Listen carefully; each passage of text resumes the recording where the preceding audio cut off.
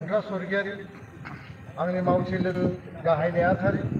लोगो आफादगिरि सानै लोगो गाहाय नेहाथारि गासै दैदेनगिरि बिबानगिरि दिनैनि बे जथुम्मानि सुबुं आफादनि मासिगिरि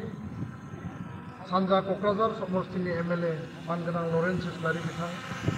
अरुणाचल प्रदेशৰ পৰা আহিব পৰা আমাৰ বিশিষ্ট ব্যক্তি সন্মানীয় বড়ো জাতিৰ সদায় চিৰবন্ধু আমাৰ নমস্য ব্যক্তি মীৰা কাদু ডাঙৰীয়া প্ৰাক্তন সভাপতি অৰুণাচল প্ৰদেশ ছাত্ৰ সন্থা बे हाबाफारियाव एबसुनि आगुनि गाहाय नेहाथारि जोंनि दिनैनि आलासि मानगोनां परमेश्वर ब्रह्म आदा बिथां दिनैनि बे हाबाफारियाव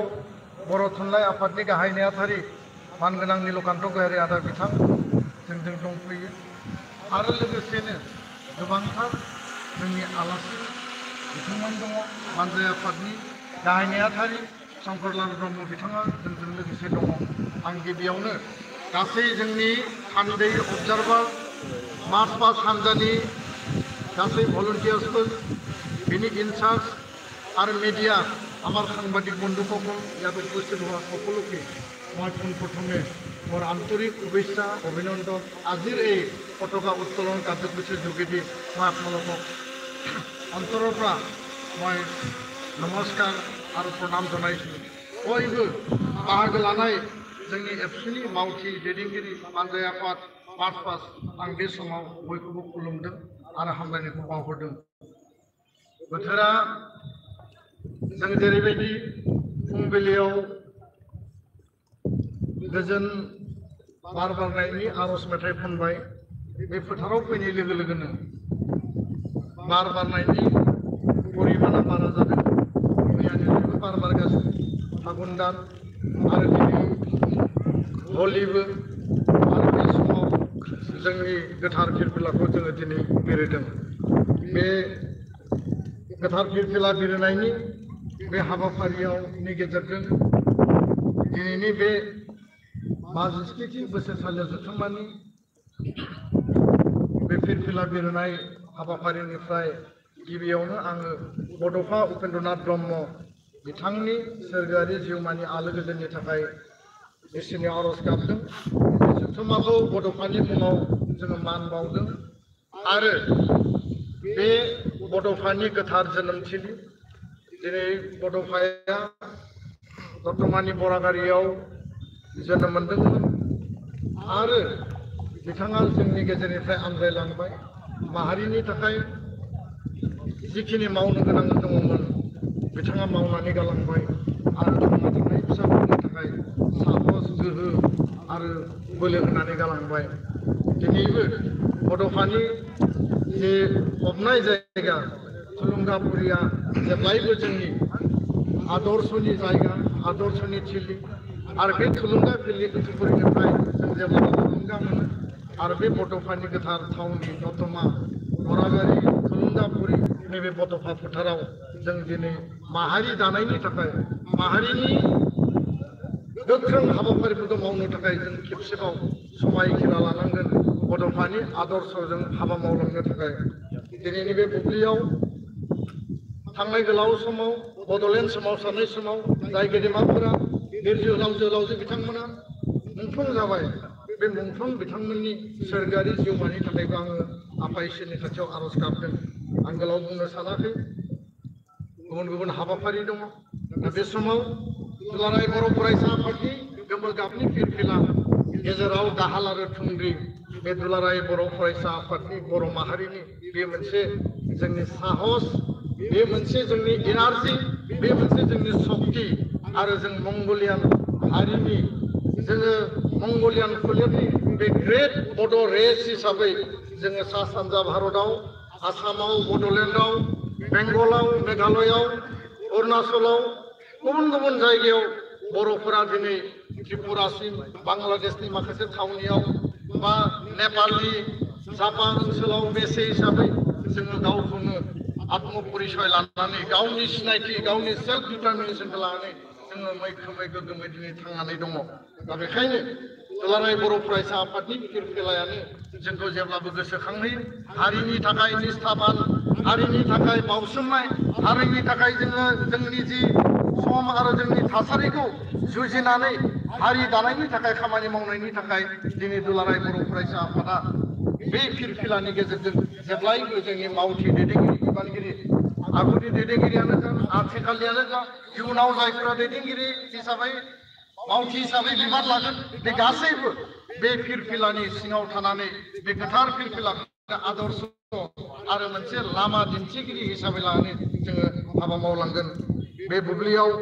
दुलाराय बर' फरायसा आफादनि जि डिसिप्लिन जोंनि जि सोद्रोमथि जोंनि जि आदर्श बे आदर्शखौ लानानै जों जेब्लाबो हाबा मावलांगोन एबसुनि डिसिप्लिना मुलुगाव मिथिजानाय एबसुनि डिसिप्लिना बयबो हारि माहारिजों मिथिजानाय भारताव आसामाव बड'लेण्डआव जोंनि डिसिप्लिन होनना बुङोब्ला दिनै जोंखौ बयबो बाख्नायो आरो बे डिसिप्लिनखौ गारनानै एबसुआ एक मिनिटबो जोङो थावरिनायनि बाथ्रा गैया डिसिप्लिननि आधाराव डिसिप्लिननि अर्डाराव दुलाराय बर' फरायसा आफादा हारि दानायनि खामानि मावगोन बे खोथाखौ आङो गेबेङै रोखायै दिनै बुंनो सानो आरो फिन खेबसे जों समायखिरा लानांगोन जोंनि जि थांखि आरो उद्देश्य बर' हारिखौ गेरेमसा माहारि दानाय बड'फानि जि आदर्श बुहुमाव बर' हारिखौ गेरेमसा हारि हिसाबै भाइब्रेन्ट कमिउनिटि हिसाबै दानाय आरो बिनि थाखाय जोङो बयबो रोखायै राफोदै गावनि गोसो बिखा बिख्लो लानानै जों हाबा मावलांनांगोन जोंनि जि मट' इउनिटि सार्भाइभेल आरो प्रसपेरिटी এই মতই আমাক সদায় এই আমার মনত সদায় উপলব্ধি করে আমাক সাহস আৰু প্ৰেৰণা দিয়ে যে আমি শান্তিৰ কাৰণে আমি একতাৰ কাৰণে আমি সার্ভাইভেলৰ কাৰণে জাতি নিৰ্মাণৰ কাৰণে আমি সদায় কাম কৰি যাব লাগে আৰু সদায় আমি উন্নয়ন সদায় আমি সকলোৰে উন্নয়ন আমাৰ জাতিৰ উন্নয়ন আমি সদায় বিচাৰো যি সমাজত সদায় শান্তি থাকিব যি সমাজত সদায় একতা থাকিব একত্ৰিতভাৱে আগবাঢ়িব আমাৰ অঞ্চলত বসবাস কৰা বিভিন্ন জাতি জনগোষ্ঠী আমি একেলগে আগুৱাই লৈ যাম পিছপৰা জাতি জনগোষ্ঠী তেওঁলোকৰ ভাষা তেওঁলোকৰ কলা সংস্কৃতি আগুৱাই লৈ যাব পাৰিম আমি আর এই অঞ্চলখন আমার অঞ্চলত থকা প্ৰতিটো জাতি জনগোষ্ঠীক ভাতৃত্ববোধ আৰু সমন্বয়েৰে আমি গঢ় দিব পাৰিম আৰু সকলো জাতি জনগোষ্ঠীৰ উন্নয়ন আমি সদায় বিচাৰো সেইটোৱে আমাৰ মটো दुलाराय बर' फरायसा आफादनि बे गोलाव समनि जारिमिनाव बुहुमाव जोङो गावखौ गायसननो थाखाय बड'फानि जे आदर्श दङमोन बुहुमाव बर'फोरखौ मिथिनायनि मोनसेल' लामायानो जादों दुलाराय बर' फरायसा आफादनि सोमावसारनायनि गेजेरजों खौसेथि आरो सोमावसारनायनि गेजेरजों दुलाराय बर' माहारिखौ बुहुमाव गेवलांसारै मिथिसारगोन बे बाथ्राखौ बड'फा उपेन्द्रनाथ ब्रह्मआ बुंलांदोंमोन बड'स अफ द world unite unity through struggle এই বাণীৰে উপেন্দ্ৰ ব্ৰহ্মই আমাক সাহস আৰু প্ৰেৰণা দি থৈ গৈছিল আৰু তাৰ কাৰণে আজিৰ তাৰিখত সুদীৰ্ঘ যে বড় আন্দোলন হয়েছিল জাতির নির্মাণের কারণে জাতির কলা সংস্কৃতি আমার ভাষা শিক্ষা অর্থনীতি উন্নয়নের কারণে যে পৃথক রাজ্যের যে আন্দোলন আমি করেছিল সুকীয়া রাজ্যের যে আমি আন্দোলন চলাইছিল আজি এইটো আগ ধৰি পেলাই আমি বিএসসি বিটিসি আৰু বিটিআর তিনিটা আমি প্ৰশাসনিক এটা ব্যৱস্থা আৰু এটা চুক্তি আমি বুজাবুজি ভাৰত চৰকাৰ অসম চৰকাৰ নিখিল বড়ো ছাত্ৰ সন্থা এই সময়ৰ বিএলটি এই সময়ৰ এনডিপি একেলগে আমি সম্পাদিত কৰিলোঁ আৰু আজিৰ তাৰিখত বিটিআৰ শান্তি চুক্তিৰ যোগেদি আৰু এই শান্তিৰ যোগেদি আমি আমাৰ সীমা সম্প্ৰসাৰণৰ যে ব্যৱস্থা গহপুৰলৈকে বড়ো অধ্যুষিত গাঁও আমি অন্তৰ্ভুক্ত কৰিব পাৰিলোঁ বড়ো কছাৰী ৱেলফেয়াৰ অট'নমাছ কাউন্সিল সুকীয়া এটা ছেটেলাইট বড়োসকলৰ কাৰণে উন্নয়নৰ এটা কাউন্সিল আৰু আনপিনিটি কাৰ্বি আংলঙৰ যি এছটি হিলৰ মৰ্যাদাৰ যি সমস্যা আজিও অমীমাংসিতভাৱে কেন্দ্ৰীয় চৰকাৰৰ ওচৰত বিবেচনা পৰ্যায়ত এইটো চলি আছে আশা কৰিছোঁ সকলো আমি এটা এটাকে সমাধানৰ সূত্ৰ আমি ওলাব পাৰিম ইয়াৰ কাৰণে মই ক'ব বিচাৰোঁ বড'ফা উপেন্দ্ৰনাথ ব্ৰহ্মৰ যি ফিলচফি সেই ফিলচফি সদায় চিৰযুগমীয়া কৰি ৰাখিব লাগিব আমাৰ নৱপ্ৰজন্ম এপছুৰ প্ৰত্যেকজন কৰ্মী য'তে নাথাকক কিয় বিশ্বৰ যিকোনো প্ৰান্তত আমি বড়ো ৰাইজ বড়ো সমাজ বড়োসকল বসবাস নকৰোঁ কিয় বড়োসকলৰ আত্মমৰ্যাদাৰ আত্মস্বাভিমানৰ কাৰণে আমি উপেন্দ্ৰ ব্ৰহ্মৰ এই ফিলচফি যে বিশ্বৰ বুকুত উজ্বলাই তুলিবৰ কাৰণে বড়ো ভাষা বড়ো বড় কলা সংস্কৃতি আমার সক্রিয় জাতি রীতি নীতি জীয়াই তুলিবৰ কাৰণে আমি সকলো দিশত আমি কাম কৰিব লাগিব दा बेखायनो बे बाथ्राखौ जों जेब्लाबो गोसोखांनांगोन आरो लिभ एन्ड लेट लिभ जियाय थाকক आरो जियाय थाकिবলৈ दियক এই বাণী সদায় আজিৰ তাৰিখত প্ৰাসংগিকতা আছে बेनि रिलेभेन्सिया दङ आरो बियो जुगे जुगे बोसोरसिम बेनि रिलेभेन्सिया थागोन मानगोनां हान्दै लोगो नोंथांमोन रायजो राजा नोंथांमोन आलासि नोंथांमोन बर' हारिनि रक्षणाबेक्षण होनाय बर' हारिखौ गासै बिथिंजों जौगाहोनाया दुलाराय बर' फरायसा आफादनि साफ्रोमबो मावथिनि प्राइमारि रेसपन्सिबिलिटि आरो डिउटि होननानै आं सानो बर' সকলৰ बर' জাতিৰ बर' মানে সকলো প্ৰান্তত থকা বসবাস কৰা बर'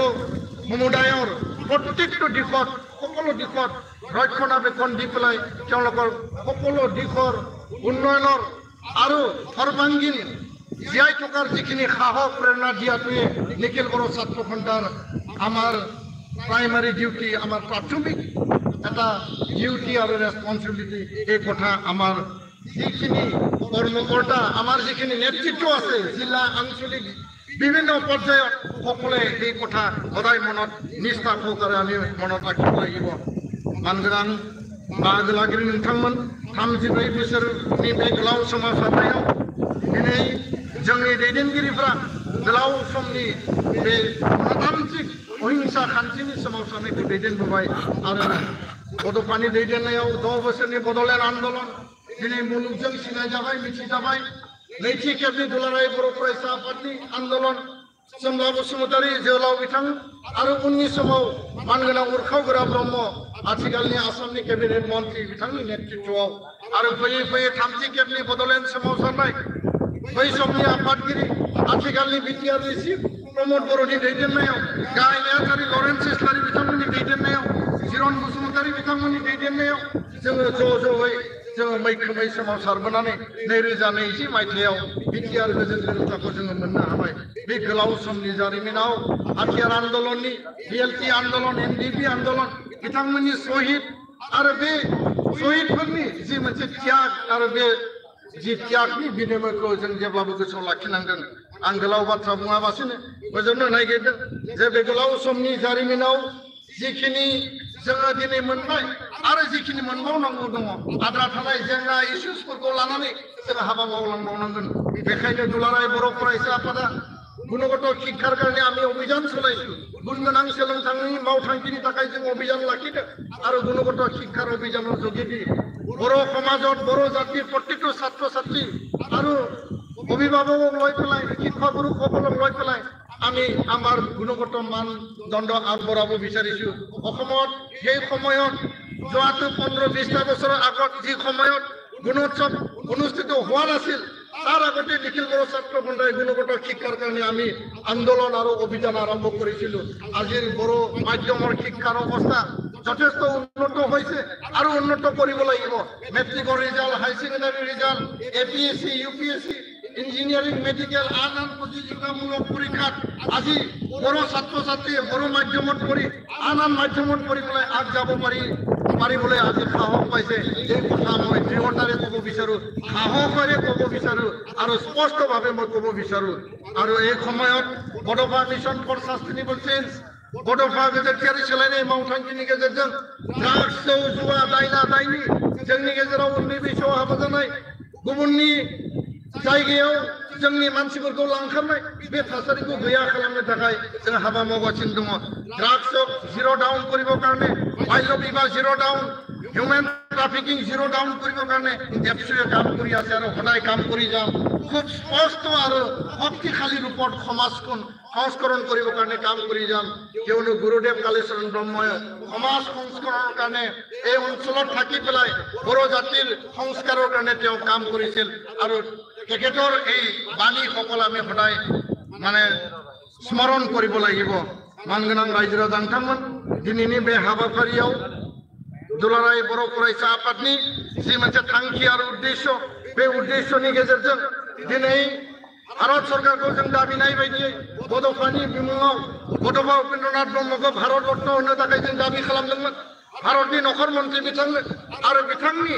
जे दाबी बे दाबिखौ लानानै भारत रत्न फोसावनायनि जि बिथिं बेयाव माखासे नेमखान्थि गोदानै बिथांमोना रनसायदों नाथाय भारत सरकारा जोंनि दाबिखौ बिथांमोना मान होदों आरो अल्टारनेटिभ मोनसे जोंनो बिकल्प लामा होदों आरो बेबायदियैनो थारैनो भारतनि नखर मन्त्रि बिथाङा जोंनि जथुम्मायाव बाहागो लानायनि गेजेरजों बे बाथ्रानि सायाव जोङो रोखायै मिथिनो हागोन होननानै जों मिजिंथिदों जे बड'फा उपेन्द्रनाथ ब्रह्मनि मुङाव गोदान दिल्लीयाव भारतर जे राजधानी नতুन दिल्ली उपेन्द्र ब्रह्मर नामत उपेन्द्र ब्रह्म बड'फा उपेन्द्र ब्रह्मर मार्गेरे लधि रड नाइबा আমার যে লাজপত মার্গ আছে তার যিকোনো এটা ঠাইত উপেন ব্ৰহ্মৰ মাৰ্গেৰে নামকৰণ কৰাৰ কাৰণে ভাৰত চৰকাৰে বিবেচনা কৰিছে আমি আশাবাদী গৃহমন্ত্ৰীৰ উপস্থিতিৰ যোগেদি আমি এই ঘোষণা পাব পাৰিম বুলি আমি দৃঢ় বিশ্বাসী আৰু আশাবাদী কিন্তু আমাৰ কাৰণে এটা গৌৰৱৰ কথা बेयो जोंनि थाखाय मोनसे गिदिर प्राइज आं फोजोबनो नागिरबाय आसाम सरकारा बागुरुम्बाखौ 20,000 माने मोसाखावरिनि गेजेरजों मोसागोन होगोन होननानै बिथांमोना घोषणा होदों जोङो बे मन्चनिफ्राय खावलायदों आरो जोंनि डेलिगेट हलावबो जों थांखि लागोन दुलाराय बर' फरायसा आफादा भलन्टियारि सापर्ट होगोन आरो 20,000 मोसानायनि गेजेरजों गिनिस वर्ल्ड रेकर्ड खालामनांगौ होननानै जों दाबि दैखांगोन जों खावलायगोन अकल डेमनस्ट्रेशनजोंल' जानाय नङा गिनिस वर्ल्ड रेकर्ड खालामोब्ला मोजां जों बेखौसो बे मन्चनिफ्राय जों खावलायहरबाय आरो बे समाव जोंनि जि आद्रा थानाय जेंना जेंसि इस्युसफोर दङ बे इस्युसफोरखौ लानानै जोङो हाबा मावनांगोन गामि सोसननायनि खामानिया साथिखान दिनै मावफुंजाबाय आरो एनादार 350 गामिखौ नायबिजिरगासिनो दङ बड'लेण्डनि खोलाहा थानाय आरो सानजाहा बिश्वनाथ सनितपुरनि जिल्लानि गामिफोरखौ गोख्रैनो फैबाय थानाय 6 दाननि गेजेराव एडिशनेल आरोबाव गोबां गामि थिसनजागोन बे बाथ्राखौ लानानै जोंहा बिश्वास दङ आर्टिकल 125 एमेन्डमेन्टनि गेजेरजों गोजोन गोरोबथानि बे जि दफाखौ आरो गोजोन गोरोबथाखौ आइनि मर्यादा होनांगौनि थाखाय जि हाबा मावनाय बे भारत सरकारनि लेभेलाव सोलिगासिनो दङ फाइनेन्स कमिशनार जोगेदि बिटिआरक अधिक क्षमता प्रदान কৰিব লাগে 125 সংশোধনী যি সংবিধান সংশোধনী বিধেয়কৰ যোগেদি অধিক ক্ষমতা প্ৰদান কৰিব লাগে গাঁও অন্তৰ্ভুক্তৰ কথা চৰকাৰৰ লগত আলোচনা বিলোচনা চলি আছে আমি বিশ্বাস কৰোঁ সকলো এটা এটাকে সমাধান হ'ব বড়ো কছাৰী কাউন্সিলৰ পূৰ্ণাংগ মৰ্যাদা কাৰ্বি আংলঙৰ বড়োসকলৰ পাহাৰীয়া জনজাতিৰ মৰ্যাদা এনডিএফবি আমাৰ কেডাৰসকলৰ কেছ উইড্ৰৱেল এনডিএফবি জেলত থকা ৰঞ্জন দৈমাৰী সহ আন আন নেতা কেডাৰক মুকলি আকাশত আনা সকলো প্ৰক্ৰিয়া আমি আইনী প্ৰক্ৰিয়াৰে সকলো কাম আমি চলাই আছো আৰু চৰকাৰক পুনৰ বিবেচনা কৰি পেলাই তেওঁলোকৰ মুকলি আকাশত আনিবৰ কাৰণে আমি আহ্বান জনাইছো সদায় আমি দাবী ৰাখিছো আৰু মাৰ্টিয়াৰ শ্বহীদ পৰিয়ালক আৰ্থিক অনুদান দিয়া কাম লগতে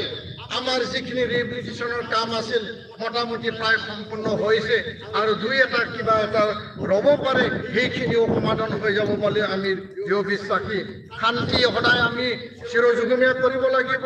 আৰু ঐক্যতাৰে আমি আগবাঢ়িব লাগিব আৰু সদায় আমি সেই অঞ্চলখন অস্ত্ৰমুক্ত এটা অঞ্চল হিংসামুক্ত এটা অঞ্চল হিচাপে গঢ় দি পেলাই বড়ো বড়োলেণ্ড অসমৰ বিভিন্ন প্ৰান্তত থকা বড়োসকল বেংগলত থকা মেঘালয়ত থকা অৰুণাচলত থকা পৃথিৱীৰ যিকোনো বুকুত যিকোনো প্ৰান্তত জীয়াই থকা বড়োসকলত आत्ममर्यादा आत्मसन्मान सदाय काम करि जाम बेखिनि बाथ्राखौनो बुंनानै बयबो बाहागो लानाय नोंथांमोनखौ आङो गोसो गोरबोनिफ्राय फिन खेबसेबाव आङो हामलायनायखौ बावनायनि गेजेरजों दिनैनि बे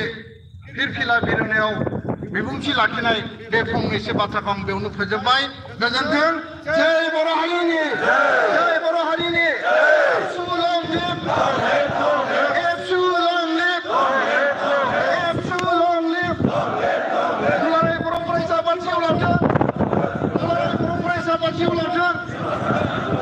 Thank you. Besok mau kalau saya supportnya mana kita dapat ini mesti dipendam.